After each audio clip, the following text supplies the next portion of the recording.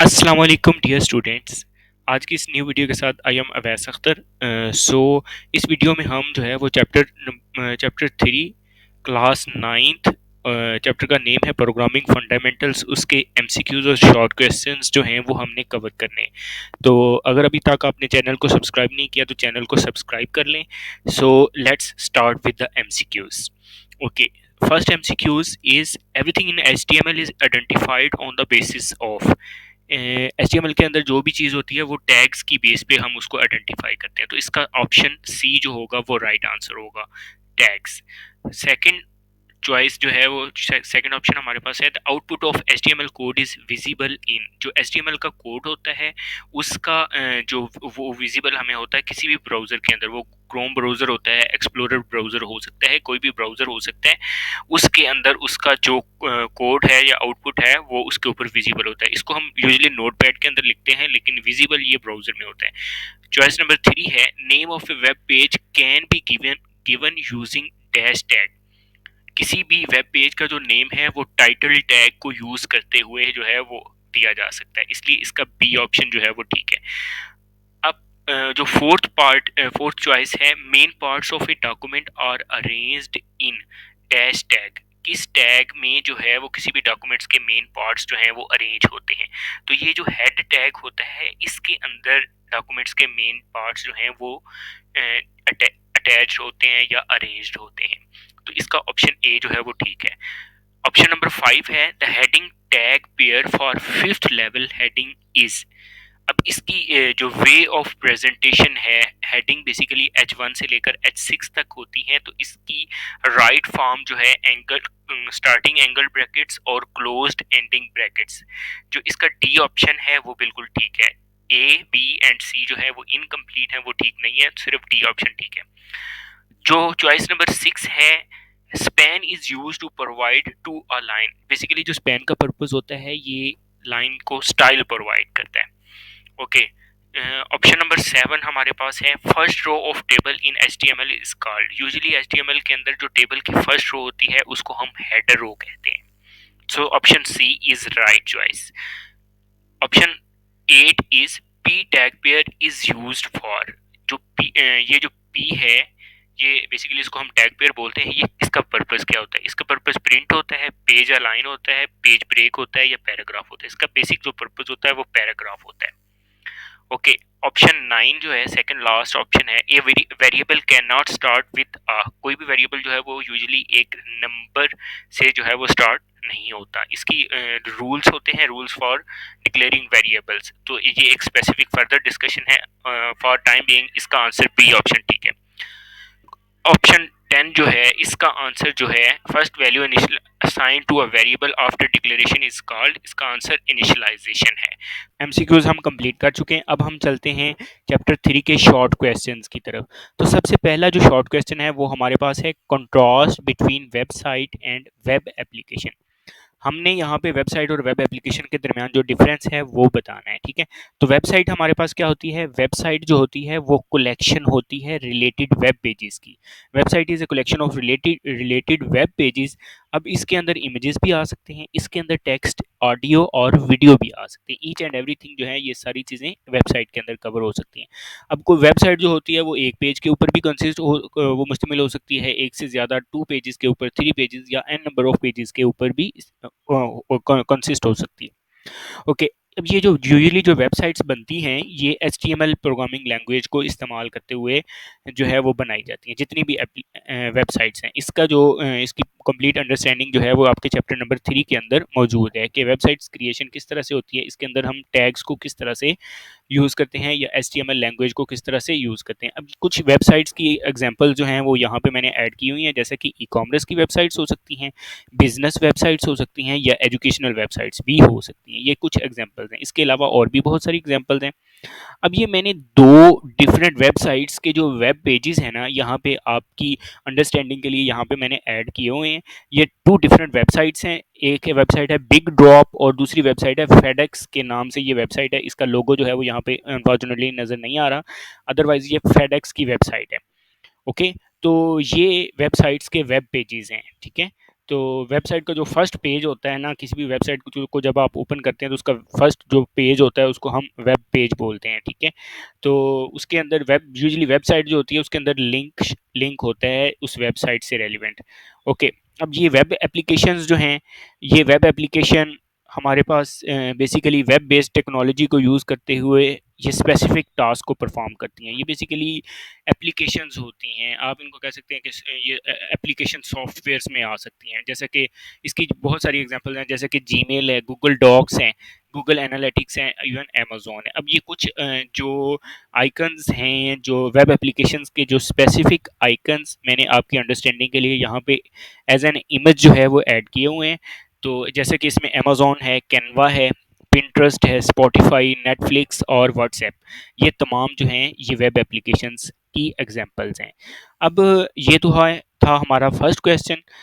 Second जो question है वो है very important, what is href refers to and how to use it. HTML के अंदर एचरेफ हम यूज करते हैं, बेसिकली इसकी फुल फॉर्म जो होती है वो हाइपर टेक्स्ट रेफरेंस होता है, और इसको इस्तेमाल किस पर्पस के लिए किया जाता है, H T M L href attribute. H T M L href attribute का पर्पस क्या होता है? अब इसका जो पर्पस होता है ये बेसिकली किसी भी डॉक्यूमेंट्स को, किसी भी पार्ट ऑफ द टेक्स्ट को हाईलाइट करने के लिए इस्तेमाल होता है, ठीक है।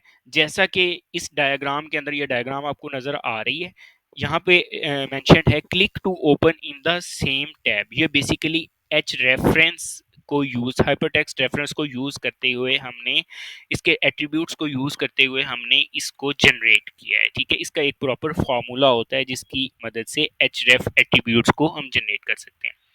अब एचरेफ एट्रीब्यूट्स जो है वो डिफरेंट एचटीएमएल एलिमेंट्स के साथ इस्तेमाल हो सकता है, जैसे कि ए के साथ एरिया, बेस और लिंक। ये डिफरेंट एट्रीब्यूट्स हैं जिनके अंदर एचरेफ को यूज कर सकते हैं, ठीक है।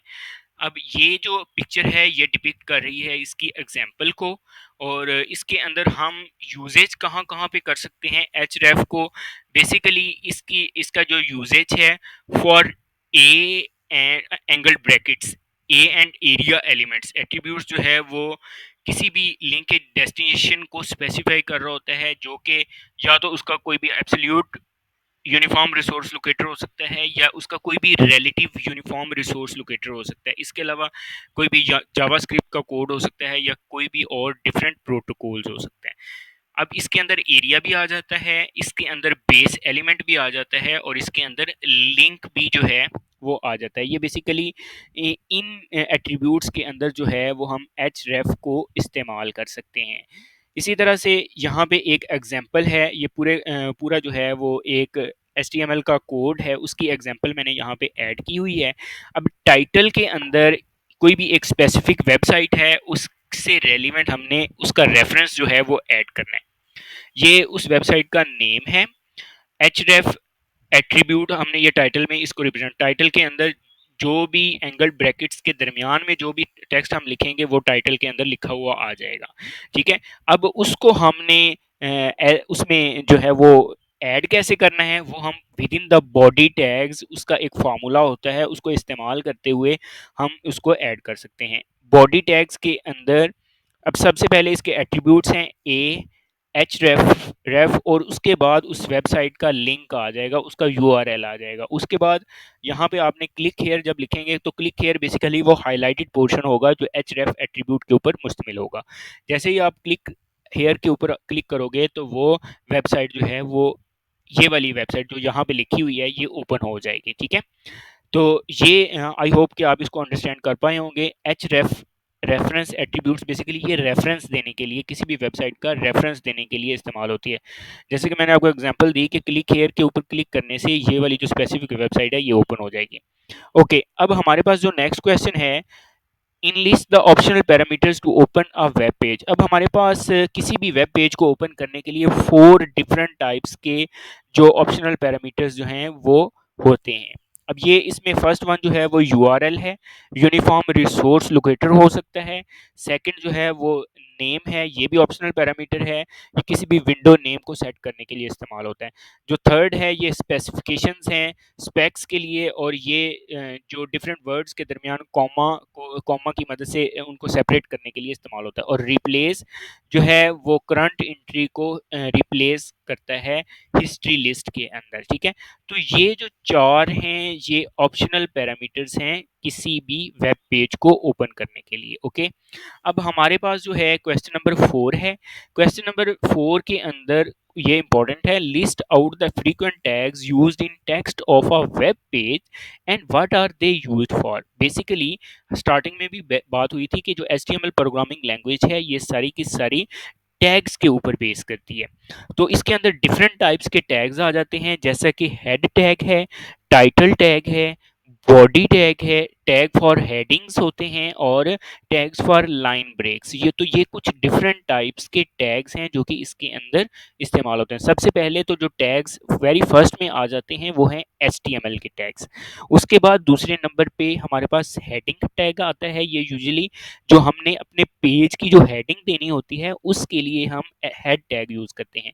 Same as it is head tag, इसको ये स्टार्टिंग टैग है, अगर हम इसके अंदर स्लैश का यूज कर लेते हैं तो वो क्लोजिंग टैग्स आ जाएंगे, ठीक है। इसके अंदर हमारी हेडिंग होगी, वो पेज का नेम होगा। और टाइटल, टाइटल के अंदर हमने उस अपने उस डॉक्यूमेंट का जो टाइटल रखना है। लेट्स से कि मैं कोई भी लेटर लिख रहा हूँ या मैं ऐसे लिख रहा हूँ, तो उस ऐसे का जो टाइटल मैंने देना है उसकी जो उस टाइटल में जो नेम लिखना है वो टाइटल टैग के अंदर आएगा, ठीक है। तो ये इसका भी same as it is angled brackets, within angled brackets ये स्टार्टिंग टैग्स होते हैं। अगर हमने इनको क्लोज करना होता है तो स्लैश का यूज करते हैं, और at the end of that line और दैट पैराग्राफ हम इसको जो है वो टाइटल की क्लोजिंग टैग्स को इस्तेमाल कर लेते हैं। तो ये टाइटल टैग्स इस तरह से आ जाते हैं। बॉडी टैग्स के अंदर जो भी आपने अपना टेक्स्ट लिखना होता है वो सारा इसके अंदर आ जाता है, जैसा कि मेन कॉन्स्टिट्यूएंट्स जो होते हैं वो डॉक्यूमेंट के वो बॉडी टैग्स के अंदर आ जाते हैं। हेडिंग, हेडिंग के लिए different types of headings are there.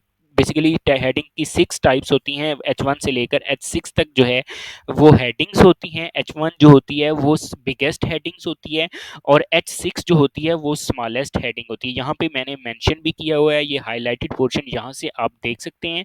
H1 जो है वो बिगेस्ट हेडिंग है, और H6 जो है वो स्मॉलेस्ट हेडिंग है।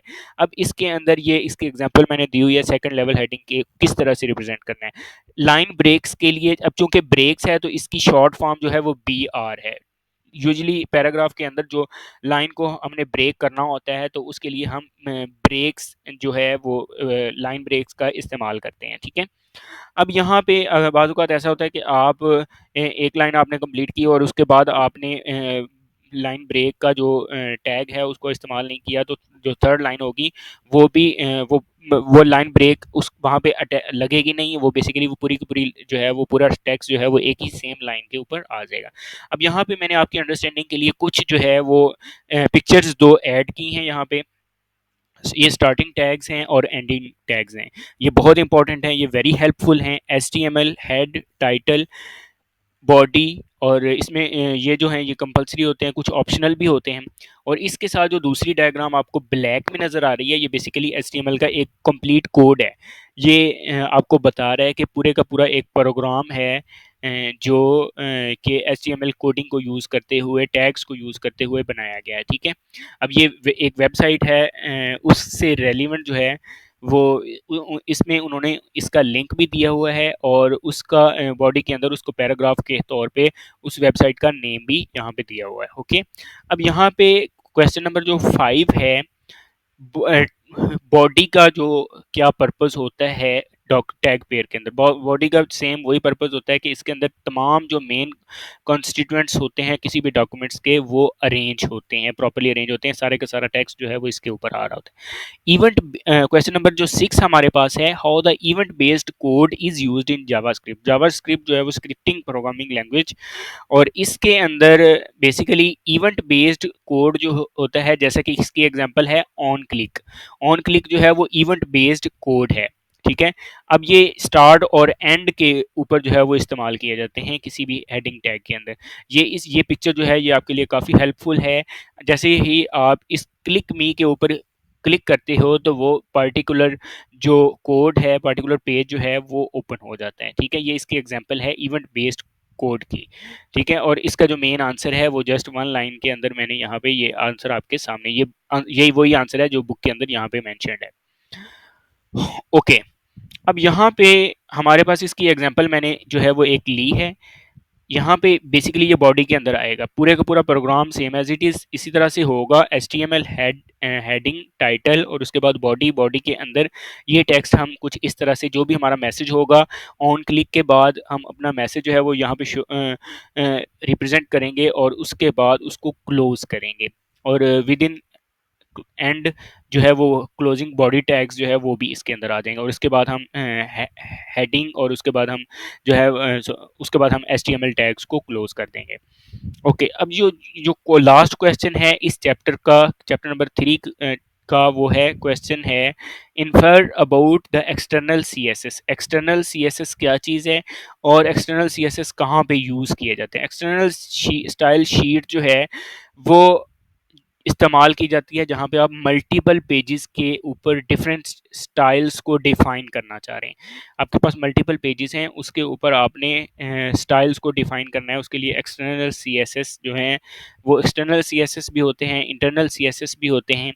तो हर एक एचटीएमएल जो पेज होता है उसके पास जो है वो रेफरेंस होना चाहिए, वो रेफरेंस मौजूद होना चाहिए किसी भी एक्सटर्नल स्टाइल शीट का, जी, जिसको हम यूजुअली जो है वो लिंक के थ्रू जो है वो रिप्रेजेंट करते हैं। इसके अंदर डिफरेंट एलिमेंट्स होते हैं इनसाइड द, जो कि हेड सेक्शन के अंदर होते हैं। अब ये एक एग्जांपल है इसकी और यहाँ से आप इसका ये पूरे का पूरा एक कोड है जिसकी मदद से आप सीएसएस एक्सटर्नल की जो अंडरस्टैंडिंग है इस कोड को आप एग्जीक्यूट करते हुए आप इसको फर्दर जो है वो अंडरस्टैंड कर सकते हैं।